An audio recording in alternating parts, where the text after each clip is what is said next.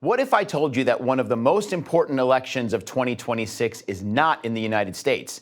Brazil heads to the polls just weeks before Americans vote, and EM investors may be underestimating the political uncertainty, the opportunity, and the similarities. We're going to talk about that and more right now on UBS Trending.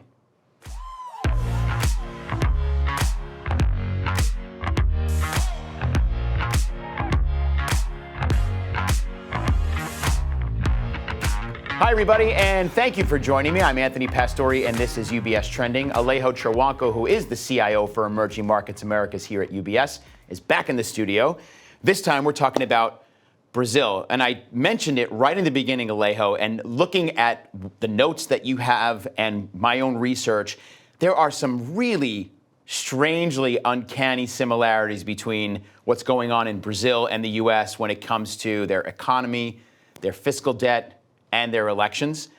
Can you walk us through that? Because I found it to be quite eye-opening to see so many similarities between our two countries. The similarities between the U.S. and Brazil are wild. Yeah. I cannot agree more. These are both multi-trillion-dollar economies, right? But they're both struggling with large deficits, fiscal deficits, very large amounts of government debt, pressures on their interest rates as we speak, both in Brazil and in the United States. But consider this, they are being led by 80-year-old presidents, and they both have very important elections, just 30 days apart. We all know the midterms in the US are coming up on November 3rd, but October 4th is a big day for Brazil. President, vice president, the entirety of the Chamber of Deputies, 2/3 of the Senate, and every single governor of any state in Brazil are being elected. And both matter for investors locally and globally. So it really is a massively important election, especially for Brazil. But interestingly, so we have Lula, who is president. He's the current president, sitting president, Luiz Inácio Lula da Silva is his full name, but he goes by President Lula. That's correct. And also, former President Bolsonaro's son is going to be running this time around against Lula. Right. He also has very similar political leanings to his father, which is more conservative. Lula is just the opposite. So, but again, as you said, politically similarities, they exist. So talk about, to me, the importance of how close this election is. And we have a chart up there that you and your team put together that does indicate where we are right now as far as how close they are in the polls. This election is incredibly competitive. I think it's too close to call. The environment is deeply, deeply polarized. And as you reminded us, you've got a candidate from the left and you've got a candidate from the right, and they don't seem to overlap in just about any of their proposals. Starting on the left, Lula, current president, 80 years old, running his 7th presidential campaign. So he knows a thing or two about how to campaign. This would become his 4th term in office. Incredible. On the right, you've got Flavio Bolsonaro. This is the eldest son of Jair Bolsonaro, former president of Brazil.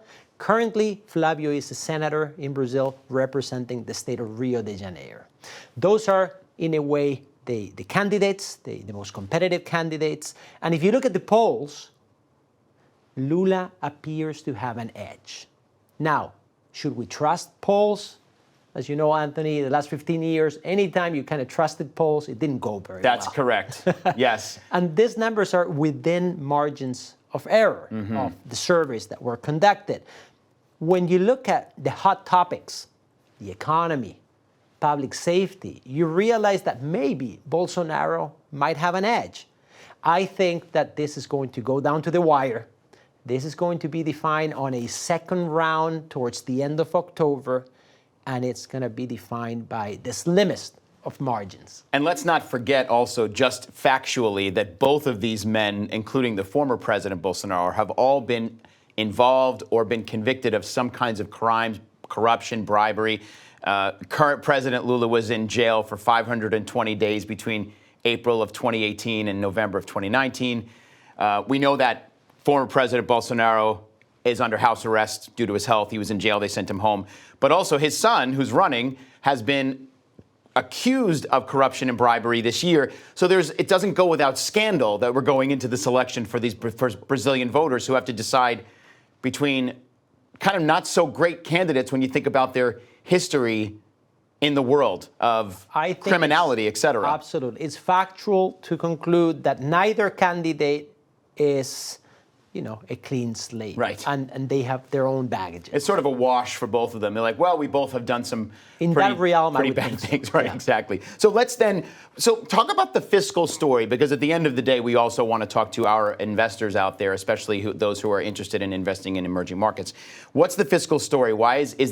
How does that play into the political story? Is it more important at this point? How should investors be thinking about the fiscal story of Brazil, given what we know with this election coming up?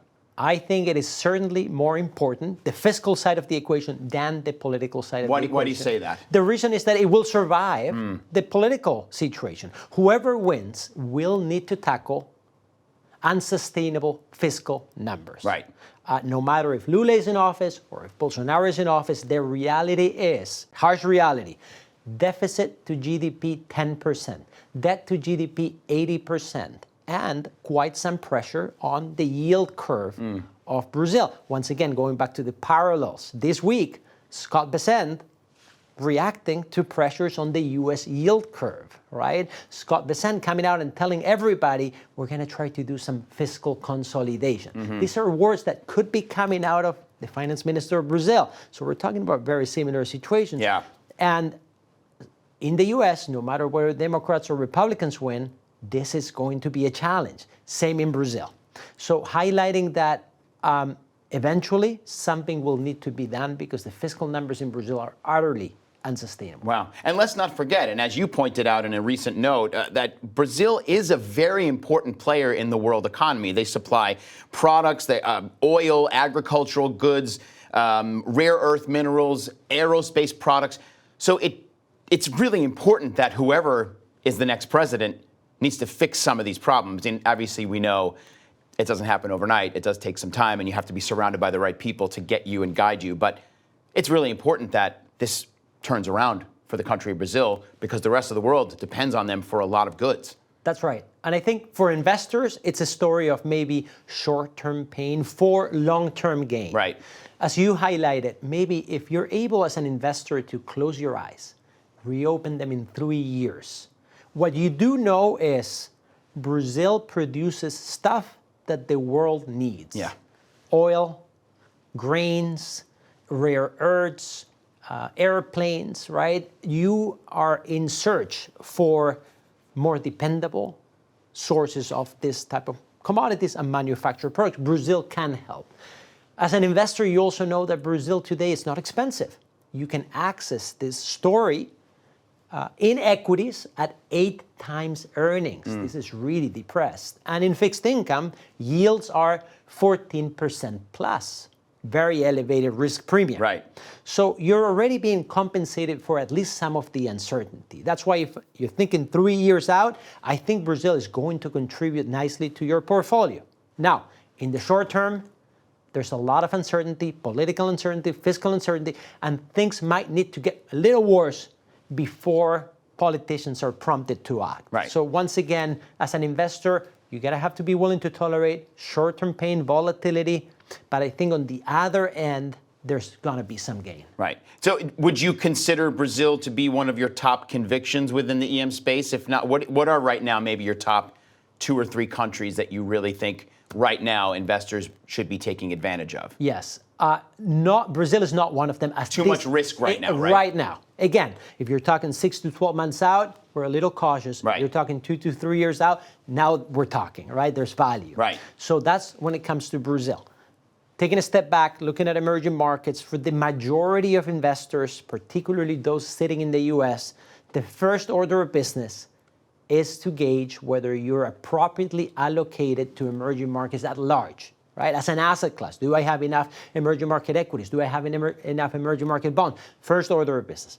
Once you do that, you can start adding a little bit salt and pepper, right? Which countries specifically do I want to place, more emphasis on? And that's where, we're emphasizing parts of China, parts of India, Asia in general, and Latin America as a region. Okay, great, Alejo. And I know you mentioned we're in a week where there's been a lot of attention being paid to treasuries, particularly in developed markets like the U.S. and Germany, where we're seeing yields on the long end, 30-year bonds at high levels we haven't seen for 19 years. We're all emerging markets now. That's right, exactly. At 5.3% on a 30-year Treasury, it's not quite at 14%, yes, true. But it's at high levels we haven't seen. So yes, there are some overlaps here, I think, on the debt side. Anyway, thank you, Alejo. Really interesting. I know, obviously after the election occurs, there may be a runoff if it's closely tied. I know in Brazil it works differently that way. So we'll have to get you back and one of your monthlies to talk about the results and what the person that's going to be sitting in office for them means for the country going forward, and maybe we'll have a little bit better clarity on how to think about this as an investment. Sit tight until then. That's right, exactly. Not to mention our own elections here in the U.S. Lots to focus on. Thanks, Alejo. Good to see you. Alejo Trawanko from the Chief Investment Office. Thank you very much for joining us, everybody. There's a lot more information from Alejo and the rest of the team on our Insights website at ubs.com/views. Plus, you can follow UBS on social media. We're on LinkedIn and Facebook under the UBS heading, but on Instagram, you can follow UBS Trending. Lots of content there for you that you're not going to find anywhere else. And as always, if you do have any questions about what Alejo and I spoke about or how emerging markets can fit into your portfolio, make sure you're chatting with your financial advisor. Until next time, I'm Anthony Pastore. Have a great rest of your day. And remember to keep your eyes on what's trending. See you soon, everybody.